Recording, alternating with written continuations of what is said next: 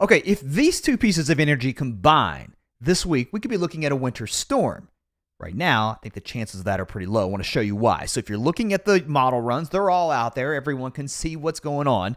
They're going to vary widely from run to run. But the 18Z, which I don't like, by the way, but it's hinting that there could be a winter storm. So is the European a little bit earlier today. And here's what we're looking at. We've got one piece of energy moving into the west, another one that's digging across the far southwest. This is a bit of a different look. This is vorticity.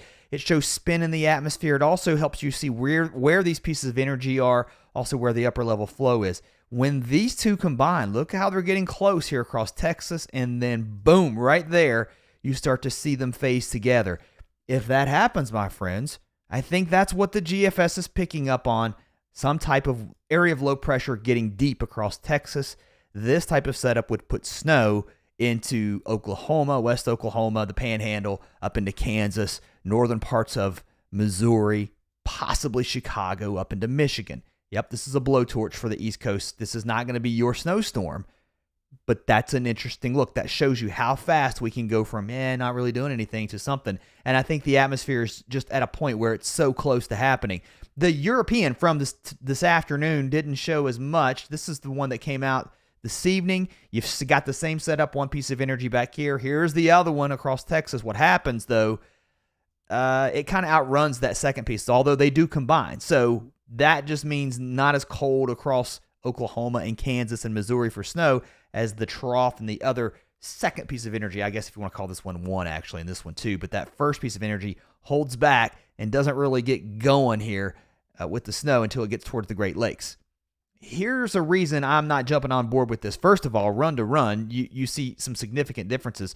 This would be the run that came out from the GFS earlier today. So if you're looking at snow specifically in one spot, you will be sorely disappointed, right? That was the early run today. This would be this evening's run, significantly different. And again, it's just the timing of what's going on with these upper level features. Now, here is the problem too I want to show you. Let's really zoom this out. Here's our southern feature. Here's our northern feature. This would be as of Thursday. Let's do something different we don't do on the channel very often. Let's run the model backwards and let's track where these things are. So here we are on Wednesday. You've got your upper low, which, by the way, it's completely cut off from most of the flow to the north, which up here is your second piece of energy. The problem with these upper lows, a lot of times the models do a terrible job of predicting where they're going to go. If this thing is a little bit too fast, it's going to outrun this piece of energy to the north, and it's not going to phase. So let's continue to back this up. Tuesday, now we're back toward Monday, and here's your upper low, or the piece of energy that's going to dig into your upper low.